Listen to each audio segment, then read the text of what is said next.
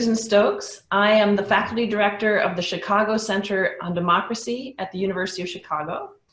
We have a webinar today, the topic of which is politics and the pandemic. The pandemic crisis is obviously only a couple of months old, so we are very much in the midst of it, and lots of the things that we are going to talk about today will become clearer as time goes on, but we still thought it would be really a great thing to get a kind of world-class team of people who study comparative politics, who study the politics of other regions of the world, just to sort of catch us up on how things look so far. And we are thinking about politics both as a kind of a cause of responses to the pandemic, sort of, for you social scientists and scientists, politics as an independent variable, and also the effects of the pandemic on politics, so politics as a dependent variable. And I am going to introduce our panelists. We have a great group here. Sherry Berman is professor of political science at Barnard College. Sherry is an expert on Western European politics and history, and European politics and history, I should say. Her most recent book, among many, is Democracy and Dictatorship in Europe, from the Ancien Regime to the Present Day. Maria Victoria Murillo, Vicky to her friends, is professor of political science and international and public affairs and director of the Institute of Latin American Studies at Columbia University. She is an expert in Latin American politics and political economy and public policy. A recent book of hers, which is co-authored, is called Understanding Institutional Weakness, Power and Design in Latin American Institutions. Welcome, Vicky. Tom Popinski is a professor of government at Cornell University and a non-resident fellow of the Brookings Institution. His expertise is in the interaction of politics and economics in developing areas, with a focus on Indonesia and Southeast Asia. His most recent book is Piety and Public Opinion, Understanding Indonesian Islam. Jeremy Wallace is associate professor of government at Cornell and an expert on Chinese politics. His first book was Cities and Stability, Urbanization, Redistribution, and Regime Survival in China. And he's currently working on another book, which is very relevant. It sounds, from the title at least, sounds very, very relevant to the questions that we have today. And the title is Seeking Truth and Hiding Facts, Information, Ideology, and Authoritarian Rule in China. For those of you listening out there, if you have questions, please use the chat function on Zoom to send those questions in, and we will hopefully get a chance to turn to those questions later in the session. So I want to jump right in on our sort of independent variable side of the question of politics and the pandemic, and I'm going to start with Jeremy.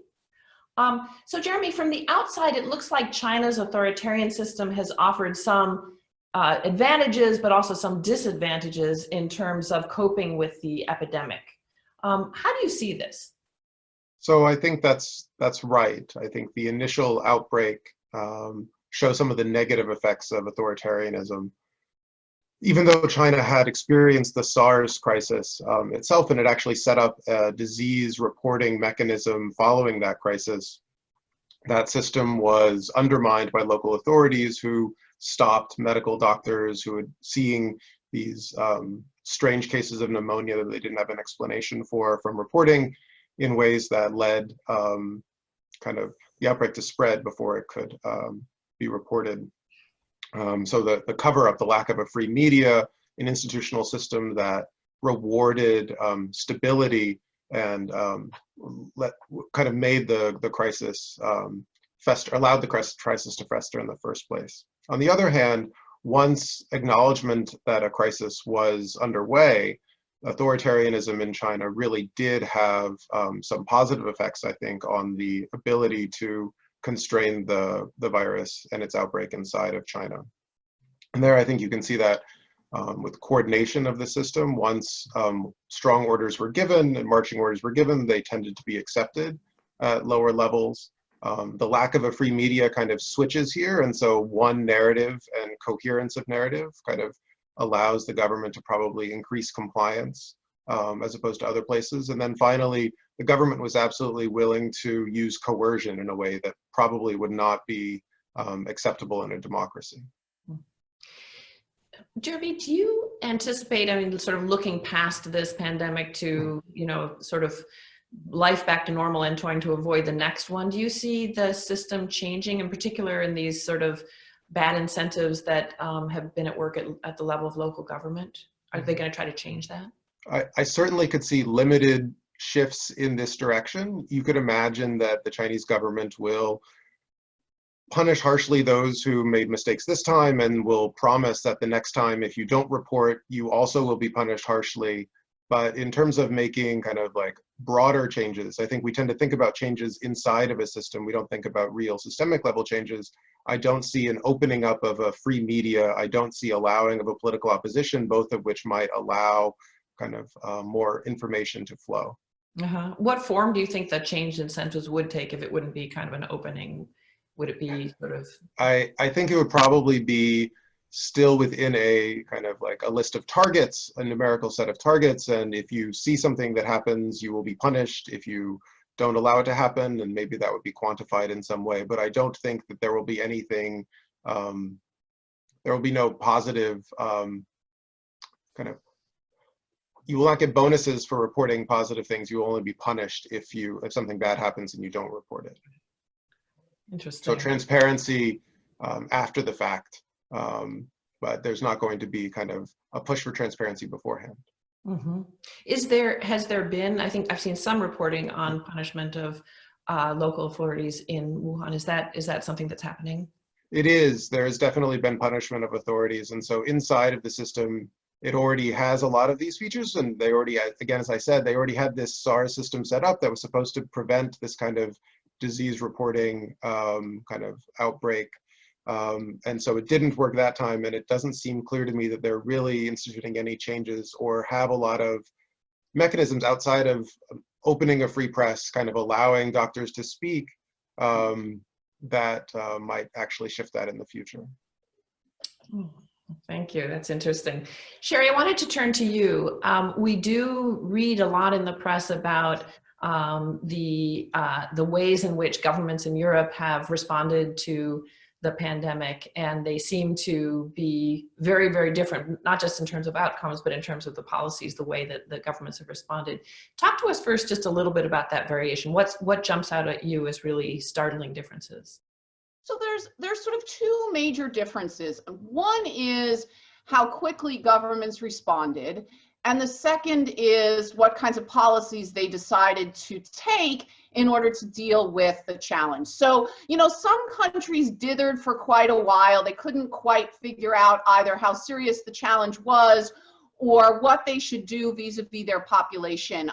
You know, those are countries more like Italy and some other parts of Southern Europe. Other countries moved very rapidly. Germany, parts of Scandinavia, things like that. The other difference is, as you sort of indicated, what they decided to do. So there's been a huge range of actual policy responses, from total lockdown, which is what you've seen eventually in a place like Italy and also in France, where people literally have to fill out forms just to leave their house, to somewhat more moderate social distancing. That's the kind of thing that you see in a place like Germany, for instance, and then much more, I would say, relaxed policies in places like Sweden and the Netherlands. Now, it seems to me that these responses are conditioned by a variety of features in the political system. One has to do with capacity, both the capacity of the government and the capacity of the healthcare system in particular, right? Countries that had relatively unified governments with relatively cooperative oppositions, and that also had healthcare systems that they felt confident could deal with the crisis, could respond, I think, more quickly, because there was just simply less to coordinate. Questions about what type of policies were taken are actually more interesting. Like I said, ranging from total lockdown to the much more relaxed kinds of policies we see in places like Sweden and the Netherlands, where lower level schools never closed, people are still out on the streets, gatherings, small gatherings are still allowed. They were never locked in their houses. There were never bans on people meeting as long as it was below, let's say, 50 people. That seems to me to have been conditioned by a variety of factors, not least of which was the kind of trust levels that existed within the population and between the population and government. So if you look at the explanations, for instance, that the Swedish authorities or the Dutch authorities have given to why they have taken so much more relaxed policies, it's because they say that they trust their citizens to be relatively responsible, that if they were to shift policies gradually, that they expect their citizens to respond to that. And so they felt less need to kind of lock down the system immediately because they felt confident that their citizens would do what was necessary and act what was act responsibly. So, I mean, we really see quite a variation in Europe, like I said, both in how quickly governments were willing and able to respond, and then the kinds of responses that they took. And I think both of these things reveal a lot of sort of underlying characteristics of these governments and of these governments' relationships with their citizens. Not that we probably didn't know, but that came out very clearly when, again, you were under the pressure of having to deal with some very serious challenges. It's very interesting. What about, there's been a lot of discussion, the contrast between Sweden and on one side and Denmark and Norway on the other, Finland. So tell us a little bit about that. You would think that levels of trust in the population would be similar in Denmark and Norway. What explains those differences? Yeah, so I think that that's actually a great difference. And all of the Nordic countries have relatively high levels of trust, and governments that were able to rely, for instance, on getting the cooperation of the opposition when the crisis hit, right? So we can see the exact opposite in the United States, right? Where we knew that any kind of cooperation between Republicans and Democrats would require endless bargaining, haggling, negotiation, difficulties, yada, yada, yada. There, it was kind of accepted that in a crisis, the government would be able to rely on the opposition to pass whatever policies are needed. Nonetheless, right, there were dramatic differences between Sweden on the one hand and the other Nordic countries on the other. The Swedish case is kind of interesting because here there's a very, very long tradition of independent experts being able to sort of rely on both government and societal support. Public health officials in Sweden have an incredible amount of both prestige and independence. Things like, for instance, vaccine policy in Sweden. There's no government law that says that you have to vaccinate your children like we have in parts of the United States. Nonetheless, 98% of Swedish parents vaccinate their children. There's a belief that the government should trust citizens to be responsible. And this is a kind of, you know, very unusual, perhaps long-standing Swedish tradition. So the fact that the government kind of reacted as it did, even in comparison to its, you know, Nordic neighbors, is not entirely surprising. Like I said, not inconsistent with other kinds of things we've seen in the past. And also, of course, and this is also not different from the Nordic countries, although perhaps was stressed a little bit more in Sweden, the feeling was that doing things like cutting, you know, closing down kindergartens, primary schools, and things like this would not only be incredibly socially and economically disruptive, but would also mean that a lot of important workers, healthcare workers in particular, would not be able to go to work. And so there was a very clear public conversation about balancing off these different imperatives in a way that, again, I cannot imagine us having in the United States because of the levels of polarization, right? There was no doubt that, you know, these were trade-offs, but the government and the authorities were prepared to discuss them openly with citizens without fearing some kind of polarized backlash in a way that simply was, you know, is unimaginable, unfortunately, in a place like the United States. Interesting. Vicky, talk to us about Latin America. We have a range of sort of political regimes or degrees of authoritarianism versus democratic governance in Latin America, even though we haven't had military coups in most countries. What difference does regime type make? How do you see that making a difference in the ways that governments have responded to the crisis? Actually, we see very many different responses, although most countries in the region, because of the limited medical capacity, have established some form of social distances and quarantine, with the exception of Nicaragua is the only exception, that schools are still open. But I don't see this map very well to either ideology or regime. So we had, you know, Nicaragua is certainly the case where less has happened. The government has even called for meetings to fight COVID-19 during this crisis.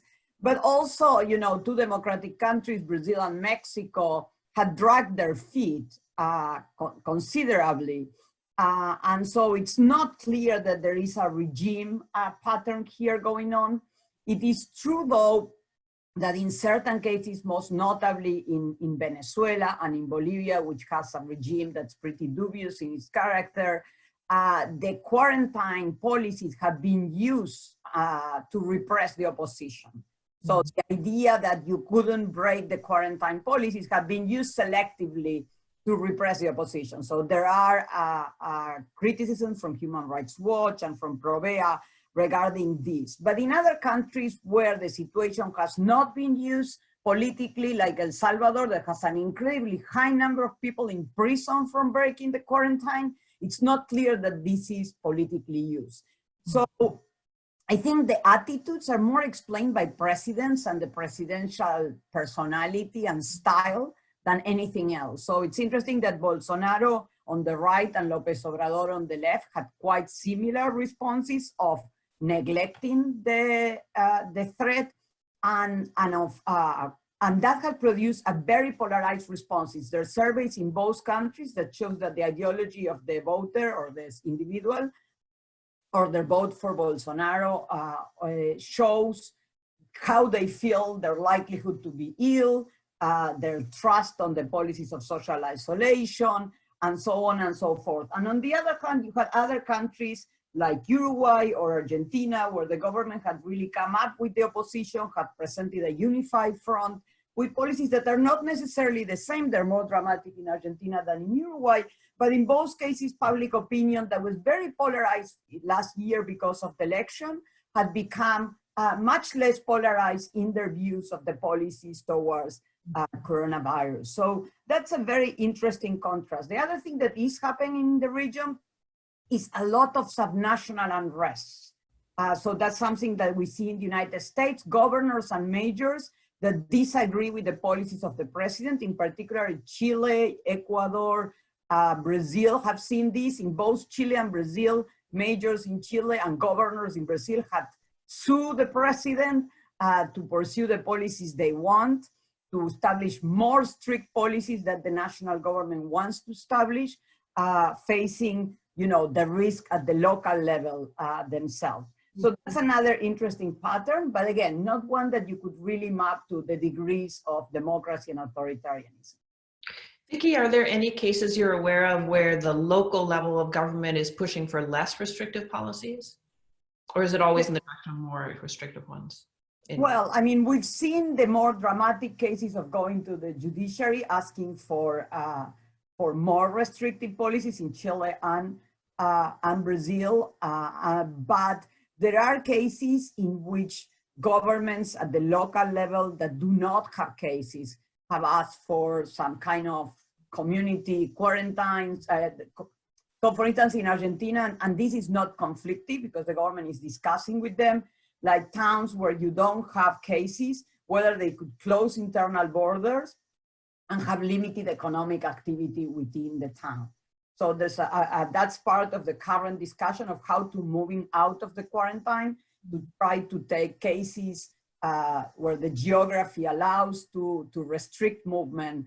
And all over the region, you have seen the emergence of internal barriers. So that's true in Ecuador, in Chile, in Argentina, provinces, municipalities, even indigenous communities have established borders and had restricting the movement of people to avoid the contagion to come in.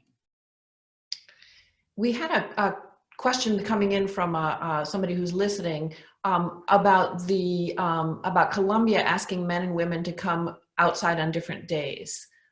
Can you give us a little bit of background? Why is that? I think Colombia is not the only country that has gone to. No, I think also Peru has it. So the idea is how to limit the restriction of movement with a much lower state capacity and much lower trust on society than Sherry just described. And so the idea is you either use the number in your national ID, in the cases in which you are talking about driving, is the plate in your car, And in other cases, when you cannot so easily do national ID, gender is a very easy way to monitor who's out and who's in. And there's also the issue that gender violence has increased dramatically in the region during the quarantine. So that gives the woman the chance to go out if they wanna do a denounce. In the case of Argentina, for instance, again, there is like a code way of going to the pharmacy and ask for like a red mask. And that means that you are a victim of sexual violence. And so the pharmacy should report. So again, I think there's both the issue of a very weak state capacity and how to monitor movement to the issue of having women have a chance to expose their situation. Just wanted to emphasize something you said earlier that strikes me as really very, very profound and has implications for the United States as well. We think about polarization, political partisan polarization, as becoming almost a structural feature of our politics. But you've noticed that that polarization can be either diminished or perpetuated in these situations. So Argentina is a very politically polarized country, but you've noted that a kind of united, relatively united government and opposition response to the crisis is not necessarily assuaging that polarization in general, but kind of damping down a kind of polarized response to the pandemic in the population, whereas in Brazil, quite the opposite. A little bit like the United States, I'm afraid, where our polarization, because the government's response perpetuates it, kind of continues. So the Republicans are less likely to be concerned and are more likely to be balking at lockdown procedures, whereas Democrats are more worried and more responsive. Yeah, that's certainly the pattern in Brazil. And it's interesting that it really, in the case of Argentina, that was very polarized up to the election last year, there was a very strong effort of the president to emerge in all of the public presentations alongside the governor of the city of Buenos Aires, which is the major figure in the opposition. And that's the area where you have the epicenter of cases. And so that had really increased also social compliance with the measures of quarantine, I think. Thank you. That's really fascinating. Tom, I want to turn to you. You are very well positioned to talk to us about a part of the world where, if you just read the newspapers, you're aware that it looks like there's vast differences in the nature of responses and also the success of responses across East Asia, Southeast Asia. Talk to us a little bit about that. What jumps out at you as the biggest differences across what's obviously a very large and variegated region? Sure. There's really three variables that I draw our attention to in differentiating among the responses and the experiences in East and Southeast Asia. And I think that this would apply equally well to China, but Jeremy's better placed to speak of that. The first thing to emphasize is the difference between teeny tiny states and big and diverse states.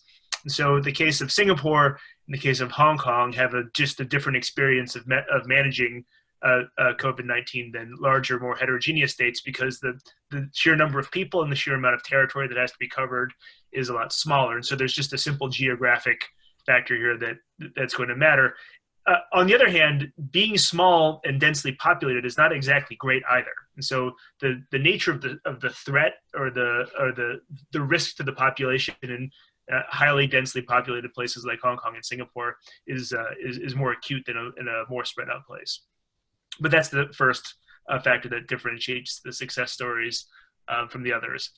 The second thing to draw our attention to is the old distinction which is made in the 1980s and 1990s between developmentalist high state capacity regimes in East and Southeast Asia versus states that lack this sort of developmentalist apparatus or developmental apparatus. And so if you were to name the countries that in 1994 would be named as the exemplars of transition economies from low economic development to high economic development, you would name South Korea, Taiwan, Singapore, Hong Kong, and depending on your time scale, you'd include Japan there as well. And it's no accident that that's exactly the list of the countries that seem to have been best able to manage these the threat of coronavirus. We don't know so much about the Taiwanese case for reasons of international politics and whether or not we're allowed to talk about it. But our best guess is that there's no country that, or at least my best guess is that there's no country that's been more proactive and better positioned to stop the virus in its track than has Taiwan. And so this is a really important case. And for this, you need all the features that developmental states are supposed to have. You need a highly effective and efficacious bureaucracy, which is able to make decisions that are not exactly responsive or constrained by mass public opinion. You need presidential systems that are allowed to centralize these decisions, and you need a broad and effective state medical apparatus, which is going to be able to do the tracking and identification of the groups that are vulnerable and identify the hotspots and tamp them down. But there's another route to success here as well. So those are the exemplars that most of us have heard of. But the third variable to focus on is the distinction between democracies and I don't want to say dictatorships, but I'm talking about high surveillance single party dictatorships. And here I'm thinking of cases like Vietnam and North Korea. There's a bit of a challenge in identifying how successful they've actually been, because for reasons that Jeremy described earlier, describing China, I'm not sure how much I trust the numbers that we're seeing out of these countries. I'm not particularly convinced of anything coming out of North Korea, but the Vietnamese case is interesting. They've been relatively successful in managing COVID-19, not because they have a efficacious and compliant population, or efficacious state bureaucracy and a compliant population, but because they are a single-party dictatorship with a long history of social control and the ability to implement aggressive measures such as quarantining people by force if they're found to be ill, stopping all international travel, and asking people to surveil their neighbors. And so that's something that Vietnam can do. It's also something that Singapore can do. This level of effectiveness is something that is feasible in this small, basically single-party authoritarian regime as well. So you get this combination. It's very different than the model that Sherry described of the Swedes and the Dutch seem to just the governments trust the citizens act in pro-social ways, and the consequence of all this is an effective public health response. And in the Asian cases, you either have really aggressive actions by a developmentalist style state, or really restrictive behaviors and aggressive quarantine measures implemented by force by single-party, high surveillance authoritarian regimes. Now, what's left out in all of these is all the other cases. So what's happening in Thailand? What's happening in the Philippines? What's happening in Indonesia? And in those cases, the response has been much more uneven, and there's a whole host of reasons why this might be. It does not simply translate to democracies or somehow different or worse than dictatorships. They all share their own pathologies. The sort of quasi-military regime ruling Thailand right now has been just basically ham-handed and slow and inconsistent in its policy responses. The Indonesian situation is complicated by the sheer diversity of the country and the challenges of managing sort of a hierarchical multi-level governance structure that's spread over 10,000 islands. And so each of them have their own problems, but you can see both cases that are successes, such as the ones we named, and also not getting as much attention, the cases that are not doing so well. In Vietnam, do you see, it may be hard to know, but do you see any of the kind of similar kind of perverse incentives at the local level that Jeremy was talking about in China? So I don't have any particular evidence of this, but my instinct and my hunch is that yes, you have the same sort of responses. What is helpful about the Vietnamese situation is that they have a very convenient scapegoat, which is China. And so it's easy to say for a provincial politician or maybe a city politician that this is a problem that is not our fault. It's always been the Chinese fault. The disease started there. We stopped travel from there, and so the idea that there's a convenient scapegoat, I think, may give local politicians a little bit of of a breather here, but the perverse incentives are certainly there. I'm going to have one follow-up question for you, Tom, and then I wanted to bring in a couple of questions that have come in from our viewers. You have terrific expertise on religion and politics, and particularly in Indonesia. I wondered if you could, if you could talk to us a little bit about Indonesia and how Islamism has influenced the government's response to the pandemic. Right. It's a really interesting and complicated question, so I'll do the best I can to scope it down. Indonesia is in the process of coalescing around a single political divide or political cleavage between sort of more Islamist and more, it's not secular, but the word you'd use is a nationalist pole. The current government has been trying very hard to manage the demands of the Islamist views in the Indonesian population. It's gone so far as the current vice president is a well-respected cleric from a fairly conservative mass Muslim organization.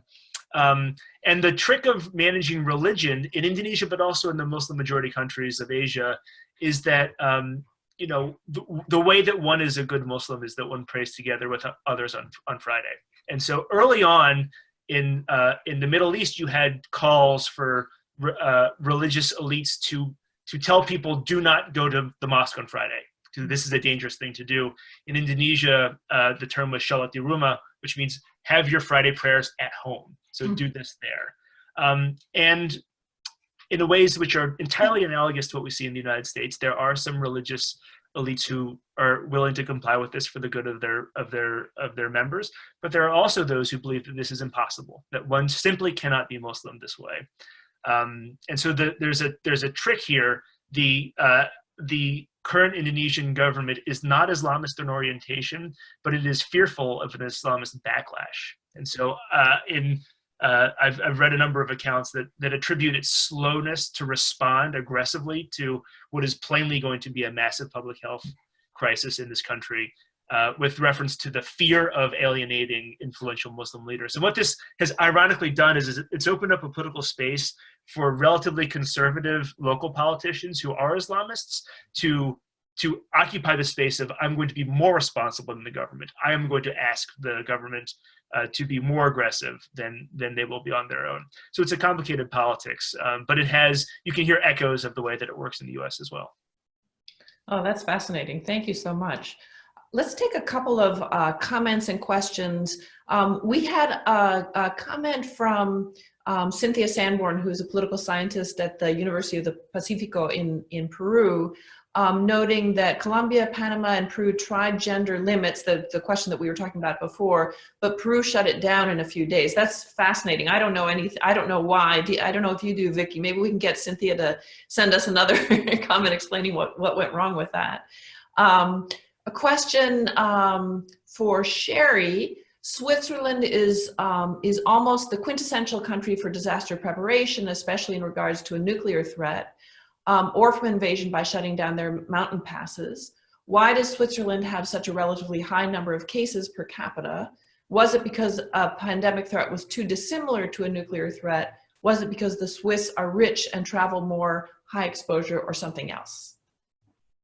So I will be totally honest, I don't really know very much about the level of COVID-19 cases or deaths in Switzerland. I will say, though, that if that is true, it is interesting because, the other place where disaster preparedness is kind of a way of life is also in parts of Scandinavia, because the threat throughout the Cold War of Russia was very high on the agenda. So unlike in the United States, for instance, in places like Finland and Sweden, you had constant kind of government information about what to do in the case of an invasion. Finland has been very lucky in that it had stockpiled huge amounts of medical supplies, again, on the theory that, an invasion from Russia was always a possibility. People in Sweden were constantly being given kind of lessons of what to do should there be some kind of emergency. So those kinds of things probably helped, if not, as in the Finnish case, with actually having equipment on hand, but just generally in preparing a kind of, framework for the government to communicate with people. I don't really understand why there would be such a high level of cases in Switzerland. The healthcare system is quite good. I'd be curious to know how many of those cases were, A, as the questioner sort of indicated, the result of large amounts of travel and open borders, B, how those cases were distributed. Switzerland, of course, has a very large number of guest workers as opposed to, citizens, and whether there was some disproportion in who was getting sick and, where the cases were coming from. So I can't answer about the Swiss case, but there is a significant amount of variation among European governments in, again, disaster preparedness, I would say. And this crisis has kind of highlighted that, clearly we have none of that in the United States. And that's, not determinative, but I would say certainly not helpful, whereas it may very well might have been in Europe, although if the Swiss case works against that, then I don't really know how to explain that at all. Let's get back to our questions now about the effects of the pandemic on politics. And again, we have a bunch of really great questions coming in. So we'll start with some questions that I have for the panelists and then go to our audience. Sherry, again to you. You have terrific expertise on democratic backsliding in Europe and beyond. It seems clear that Viktor Orban in Hungary has used the crisis to take another step toward full authoritarianism. Do you see this in other countries? How do you see this developing in Russia and Turkey? Talk to us about democratic backsliding in the pandemic. Yeah, well, I mean, the Hungarian case is the most obvious and the most tragic one. I mean, there were very few vestiges of democracy, real democracy left in Hungary. And this pandemic has kind of, eliminated the vestiges that remain. There's nobody who now thinks that Hungary is anything other than, at best, an electoral autocracy. So the pandemic has tipped Hungary from, wavering on the edge of authoritarianism directly into authoritarianism. And it's very clear what Orban did. He used the pandemic as an excuse to consolidate the powers that he had been gradually accumulating previous to this, right? So there's our first case of absolute shift from backsliding into complete authoritarianism. I mean, other authoritarian-minded rulers have tried to do the same thing. We see some similar attempts in places like Poland. There's going to be an election, a presidential election in Poland in May, which the ruling Peace and Justice Party is going to try to use, presumably to solidify its hold on the presidency and therefore eliminate a potential check on its power in parliament. Erdogan, of course, is again just continued with many of his anti-democratic shenanigans in Turkey, undermining a free press, undermining the free flow of information, imprisoning people for speaking against his government on the ostensible reason that they are, spreading misinformation and things like that. So I think this pandemic, of course, not surprisingly, has given, authoritarian-minded rulers yet another excuse to continue a process of, undermining democracy. Interestingly enough, Europe has a lot of countries and a lot of cases. Interestingly enough, the discussion that's going on in the rest of Europe is whether or not this pandemic will end up promoting or undermining populism, right?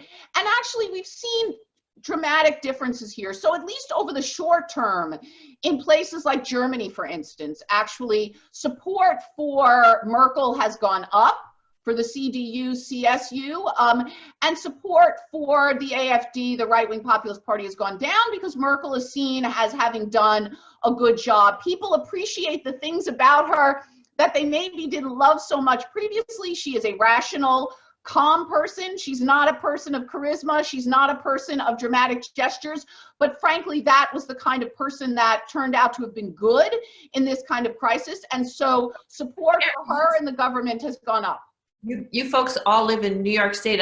What Sherry just said, the name that came to mind was Andrew Cuomo. Well, I mean, I don't know. There's been a lot of discussion in New York. I mean, Cuomo has certainly been forceful. It'd be hard to argue that, New York has done a great job handling the crisis, although in a system like ours, how much the governor can do without support of the federal government is very unclear. I mean, it's the federal government's job to have, taken the lead in things like trying to mobilize production of tests protective equipment, vaccines and stuff like that. I mean, Cuomo can do only so much, but certainly New York, the New York City has been ridiculously hard hit. And, you know, debate is ongoing about how much blame for that can be laid at the feet of de Blasio and Cuomo. But that's, you know, I'm a Europeanist. But, you know, so in Europe, again, the crisis has, if we were to take it as an independent variable, to go back to your sort of initial formulation and then see how it's influenced politics, the dependent variable, again, we've seen a lot of variation. In parts of Europe where democracy was already weak, the pandemic has helped push countries like Hungary over the edge. In other parts of Europe, it's weakened populism, again, at least over the short term. But it'll be interesting to see in places like Spain and Italy, where the crisis has been very hard, and there's been some dissatisfaction with government response, whether or not populists will be able to exploit this dissatisfaction to promote their own popularity and agenda, you know, as time goes forward. Tom, speaking of elections, there was an election in South Korea, 2 days ago, in which the ruling party did very, very well. And I wonder whether you see that particular case as one of the incumbent party being rewarded for highly competent response to the pandemic, and more generally across the region, especially in the more democratic parts, how you see electoral politics being influenced by the pandemic. Yeah, it's so the South Korean case is fascinating. I think you've diagnosed it exactly right. The government's response has been fairly popular. Koreans are very aware of how much has been asked of them and how successful that has been. And the government has been rewarded as a consequence of this. There's an irony here, though, when you look beyond the Korean case, which is that it's not clear that poor performance is understood as poor performance by local populations in the way that we would understand it to be poor performance viewed from afar. I'll give you the example. Indonesia is a country where people regularly still die of tuberculosis. One of the great stars of Indonesian pop music died of meningitis a couple weeks ago. So the notion that people die in middle age for reasons that are tragic and probably preventable, but that still happen, this is a fact of life there. And so there's been some recent polling data that suggests that however disorganized and perhaps irresponsible some of the responses by governments have been, populations still rate the governments as being fairly effective, because this isn't that different from the sort of daily public health crises that people confront all the time. Contrast that to a country like Singapore, which has, from the outside, has had a very aggressive and effective response to the pandemic. Domestically, there's a new set of questions about whether or not the government has been too generous in extending rights to migrant workers in Singapore. They are viewed, and I'm sure this is not unique to Asia, but this will be a theme, an indirect consequence of the crisis that you can bank on going forward. Suspicion of migrant workers as vectors of illness and disease is going to be ever present in developing Asia, and perhaps also in developed Asia. And so what looks like a very good response from the outside may actually give rise to dissatisfaction with the government, because the sort of specific politicization of the places where the crisis is happening turn out that way. So my guess is that we won't uncover, in the cases that I'm familiar with, a great pattern between quality of response or sort of objective efficaciousness of the public health effort and support for governments or electoral outcomes. But there's going to be a sort of indirect process by which the narrative of what the crisis was and how bad it was sort of enters into pre-existing debates within countries in ways that can be politicized. The last thing to say on this count is that the case of Singapore and this question of migrant workers really has implications for international relations, as well as just domestic politics as well.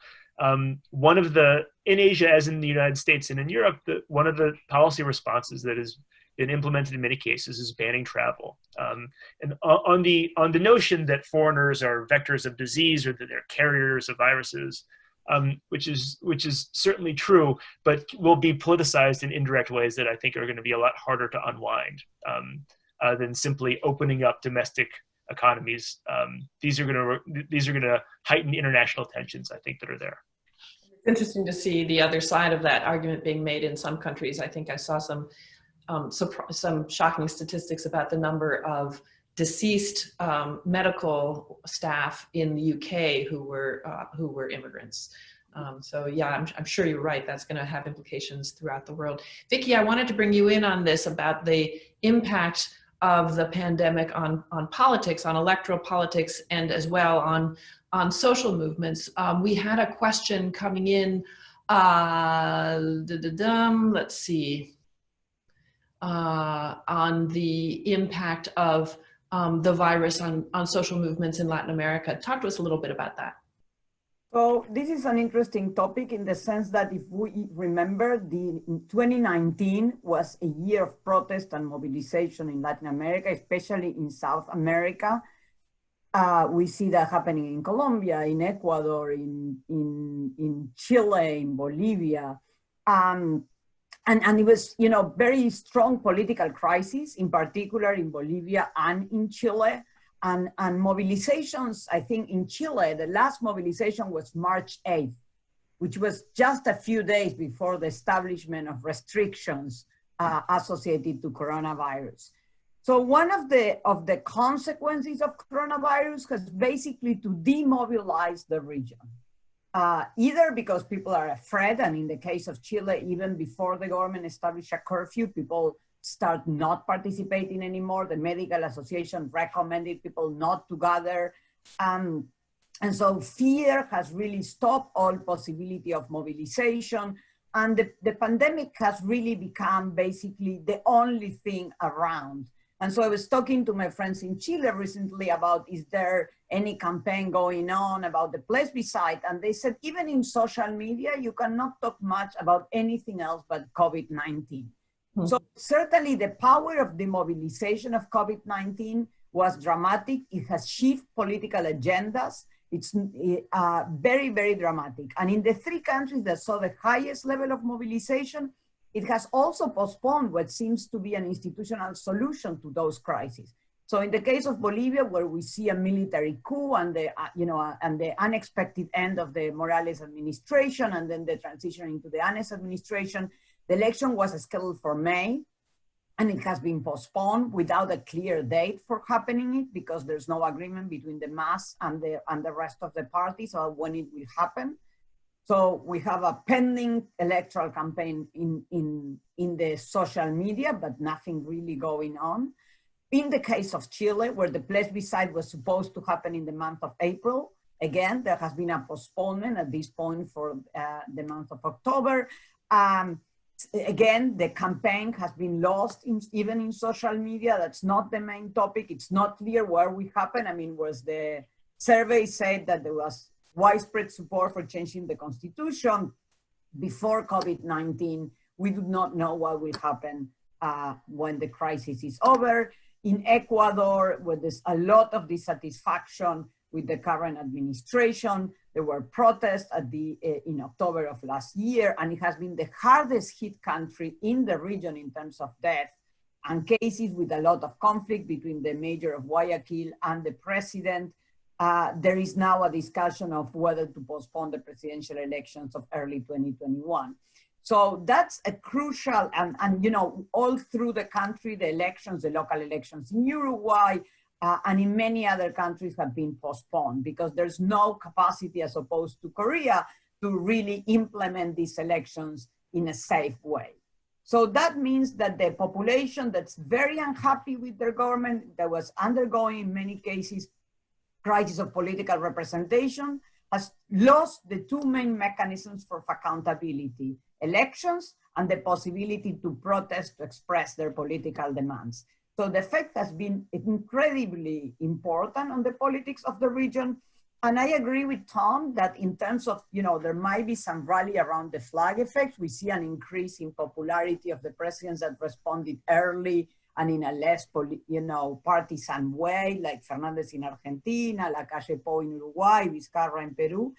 But it's hard for people to judge performance, I think, at this point. And as I said before, in many cases, like Brazil and Mexico, the judging of that performance seems to be so polarized that people perceive the measures taken by the person they like as better, or whatever they said as the truth, rather than the other. So it's not clear to me that the accountability will work so effectively after this is over in the context in which we are.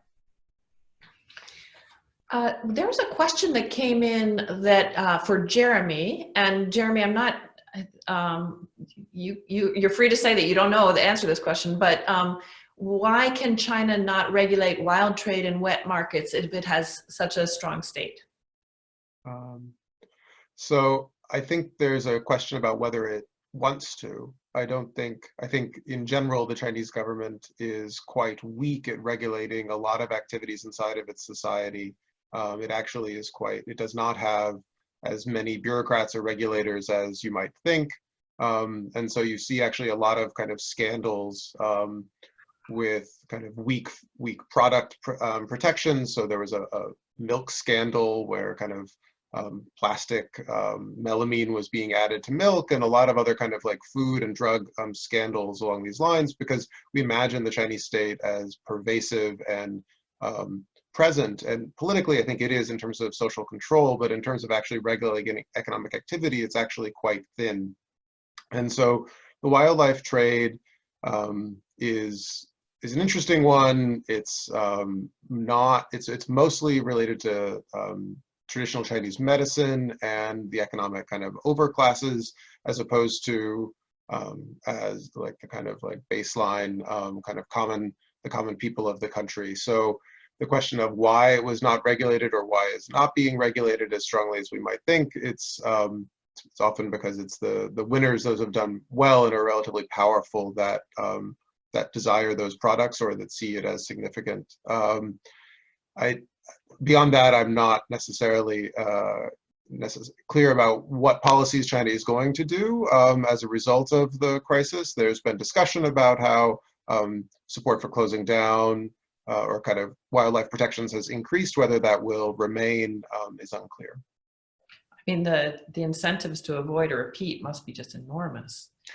Yes, although again, China did have the SARS crisis previously and tried to institutionalize various responses and mechanisms in order to reduce this threat in the future, and yet it failed. And I think that's initially, as part of the crisis response, China was seen as failing.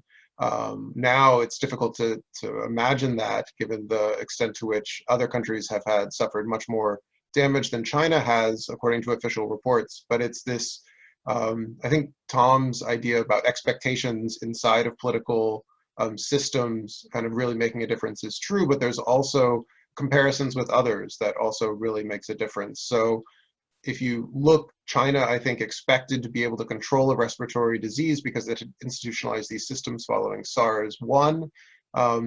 It failed, and so there was a lot of political consternation inside of the country that blamed Xi Jinping, blamed kind of the increasing coerciveness and tightening that he had put forward as leading people to not talk about this crisis and lead to the outbreak. Then globally it spreads and is even more disastrous than many expected in China, and so Xi kind of somehow gets credit for that other countries' suffering. And so these types of dynamics can shift if we see kind of future waves, kind of different effects. The other kind of, in addition to kind of wildlife kind of spreading the disease, there's also, along the lines that was discussed, migrants and kind of the idea of foreigners in China being kind of increasingly seen as a vector for disease. As Tom was describing, in kind of Singapore, domestic laborers are seen as a danger, and I think you're seeing that in China already in ways that you're seeing a real rise of xenophobia against foreigners who are required to quarantine and are being kind of prevented from various public spaces inside of the country already. Fascinating and so important going forward. Thank you so much. We had a couple of questions coming in, again about Latin America. One from Cynthia Sanborn, what do you see as happening politically in Venezuela? And then one from Lautaro Chela in Argentina. In cases such as Argentina, Mexico, and Brazil, federal governments have responded differently to the crisis. Are particularities of each federal government relevant to explaining these diverse responses? Or do you think this could be related to differences in presidents' attitudes and populist rhetoric? Big question.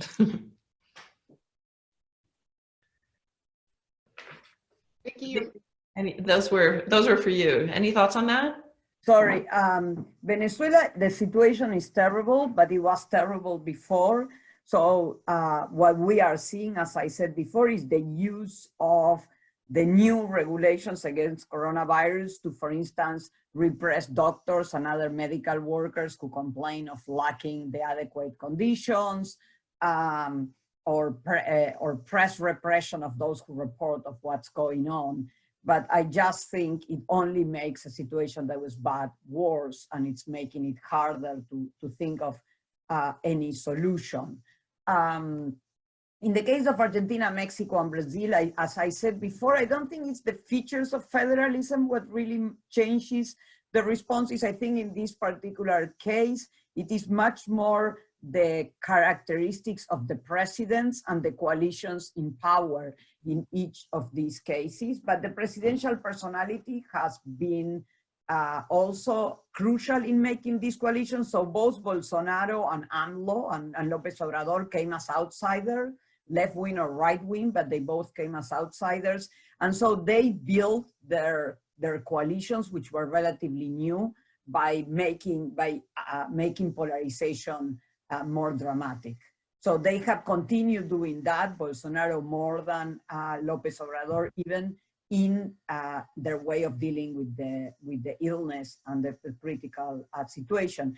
In the case of Argentina, you had someone who didn't make it there because of his own popularity, but because he had been appointed by his vice president and was trying to build his own political power and his own political coalitions.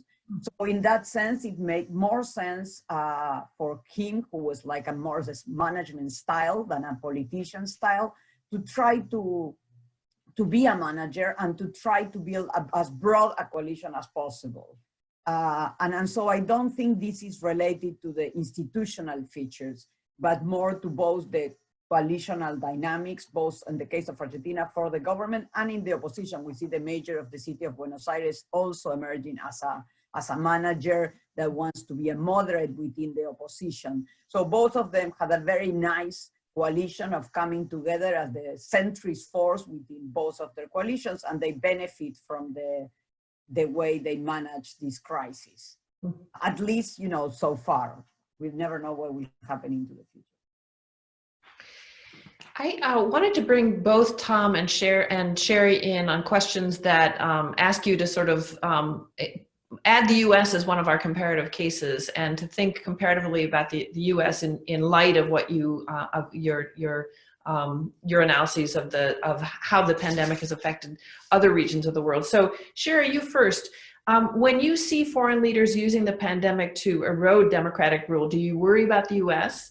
And are there lessons in this regard that Americans should be taking to heart?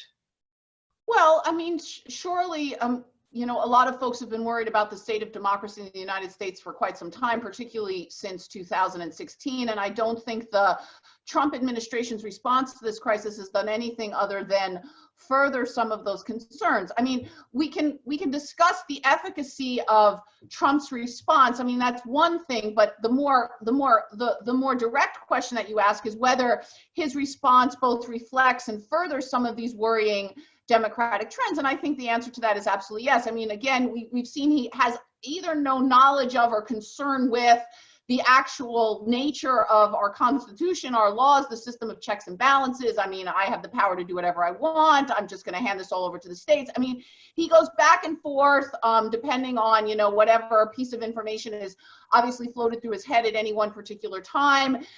He has used his bully pulpit during the crisis to promote himself, to promote his campaign, to kind of get a spin on the news out there that is favorable to him, to denigrate journalists who are trying to kind of figure out what's going on and to be critical about, you know, what the United States needs. So again, I mean, I just think that this pandemic has both highlighted and potentially furthered some worrying trends. It hasn't obviously created new ones. I mean, insofar as there's a very specific problem, and it is indeed a real one, it is the threat of the November election, right? And so we've seen a lot of very worrying things coalesce around that looming date. We have no, you know, constitutional legal mechanism for postponing an election. Nobody would want to do that anyway.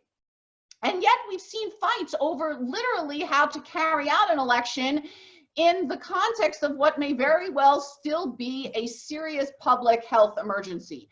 There are fights about mail-in ballots. There are fights about absentee ballots. There are fights about how much money to give the states to fund efforts to have alternative means of voting. I mean, this is a very specific kind of problem that, again, is at the actual heart of democracy, elections. And yet we cannot manage to get our president and our two political parties to agree on protecting those elections. I mean, again, this really highlights how much democracy has decayed, how incredibly destructive polarization is. And it strikes me as very possible that even, you know, should we have an election in November that is not marred by a significant series of public health concerns, somehow or another things are much better by then, that we are even more likely, given these kinds of debates and controversies, to have questions about the legitimacy of those elections that will really, really poison our debate and our democracy going forward. So, I mean, I think that what we've seen in the United States is really, again, this kind of highlighting of or sharpening of some already very concerning trends. And a lot of this is going to pivot around, you know, what happens until November and then in November. If there are problems with that election, it is very hard for me to imagine what's going to happen, you know, the day after. Tom, how about you? You were telling us interesting things earlier about religion and politics in Indonesia in the context of the pandemic. Religion and politics are very interactive here in the United States, as you know. Are there lessons from Indonesia for us? Sure, there's a couple. First, before I get to those, just to echo what Sherry says. Not only do I think that these are worries, I think we should plan on there being election violence in the United States in November. I don't think you should plan to have anything to do that week. I think that I cannot be the only person who simply doesn't listen to the president anymore. I don't watch that news. I don't listen to those things. It used to be sort of entertaining to see what he thought, and like I would keep track of what the inconsistencies were. But now the only thing that I care about is whether or not anybody else is listening to him. The noise is the signal. There's nothing to get out of it. But it only has function in its performativity towards some sort of audience that he imagines is watching. And I'm only interested in that part of it. But to your question about religion and politics, there's a commonality of, you know, Christians want to go to church on Sundays, and so we have these cases emerging of evangelical and even not evangelical churches that are still trying to hold services. Even my parents' very mainline Episcopalian church was for a while insisting that somehow the communion chalice was antiviral, which is, I mean, this is impossible. We know that this is not true. So we're going to have more of this going forward. But look, the real lesson that I've drawn from Indonesia is that we are closer to what we used to call developing countries than we are to an advanced industrial democracy like Germany or Denmark, in the sense that we do not have the social protections in place that allow us to shut down the way that we need to get in front of this crisis. Indonesia, most people are employed, maybe not most, but a substantial minority of Indonesians are employed in the informal sector, and they cannot choose not to work because the question will come, how will they eat? We are closer to that than we are to Germany, where you can say, we will just employ people, the state will take over the payrolls until we get through this, which allows people to take effective pro-social behaviors. So Indonesia has a real trade-off that it has to confront. It's lives versus lives, as I've been seeing people say on social media. And it's a question of, are we concerned about their lives dying of coronavirus, or are we concerned about their lives being able to put food on the table? And America is closer to that. And I do think that some of the sort of like ideological discussions about what is the state able to do these are sort of really kind of abstract, safe ways to talk about what are essentially really core trade-offs that we have to make. What people are we going to protect, and how are we going to protect them? Religion enters into this in a very interesting way, but the research I've been doing with my co-authors Sarah Goodman at Irvine and Shiana Gadarian at Syracuse, this is just partisanship. It's all the things that divide us are our partisan identification. No matter how you slice it, you're going to see these differences. And we've got a survey which, following up on a survey we did last month, we're going to get the data in about a week or so to be able to see how are people changing their views on whether or not we should delay elections, whether or not we should stop criticism of the government. And my guess is we're going to see some moderation of the divergence in health behaviors as Republicans start to become more pro-social like Democrats are. But we're going to see more divergence on things like, should we postpone elections? And that narrative will come out, and that'll be sort of the justification for the side which loses the election. And it will be the same if it's the Democrat who loses or the Republican who loses, who holds that the election wasn't fair. I agree with you. I always feel that the US is more like Brazil than it is like the UK in many ways. Speaking of Sarah Goodman, we actually have a question from her. And this is for Sherry. And she wants to know, she's thinking about the effect of health crisis usually on producing boosts and support for elected leaders. She's wondering about the exception of Pedro Sanchez in Spain. Do you have any thoughts about that? Oh, you're muted. Sorry. Hi, Sarah. So what's interesting, of course, is that, there is generally in crises a sort of rally around the flag, and there's been some discussion of this in the United States. I mean, generally, Trump's boost has been less than that of other leaders. And to some degree, I mean, it's not a perfect correlation, but there is a relatively high one. Those leaders who have gotten the most boost, the greatest boost, have been those who have been seen to have been most effective. So I mentioned Merkel in the past, some of the Scandinavian leaders. I mean, the Spanish situation is pretty grim. The government is a minority government. It is a divided government. Spain is not a wealthy country. Its healthcare system is not the highest capacity in Europe. And so the response there has not been great, and the number of cases and the number of deaths correspondingly fairly high. So, I mean, that was a weak government. And I think, again, its response reflects that, and the response of the population, to that has been to be somewhat, sort of upset with, dissatisfied with the government. So that does not strike me as particularly, surprising. Again, the correlation does not track perfectly, but tracks relatively well how satisfied people are with the government's response, how well they think the government has done, given both what's going on in the country and the comparisons that they make to other countries. So, yeah, unfortunately, the Spanish case is not a particularly hopeful one. And Tom Popinski is noting that Macron in France is fairly popular. How would you explain that difference? Why is Macron faring better? Is it just the perceived performance? Yeah, I mean, look, so he took, not surprisingly, Vicky was talking about how much of this kind of situation depends it depends as much on the personalities of the leader as it does perhaps on the sort of larger institutional context. And I mean, I think that's true even in more institutionalized systems like the ones we have in Europe in comparison to the somewhat less institutionalized ones that, Vicky was talking about in Latin America. I mean, Macron is in a way he was, tailor-made for a crisis like this. He loves to be in charge. He loves the idea, obviously, of, being able to, be a sort of leader in that sort of Gaulish tradition. And so, as I mentioned earlier, I think, the measures that were taken in France were very extreme. I mean, the lockdown there is much more severe than the lockdown that we have had in the United States, and that has been implemented in other European countries as well. The situation in France was also a fairly difficult one.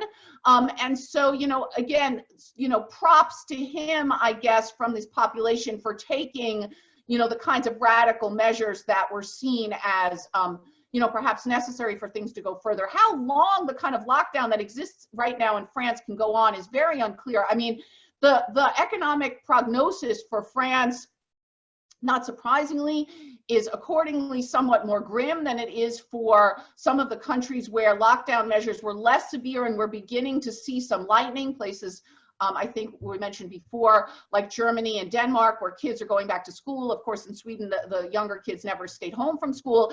And so, what's going to happen over the medium term, right, as some of the economic and social consequences of these measures play out, is unclear.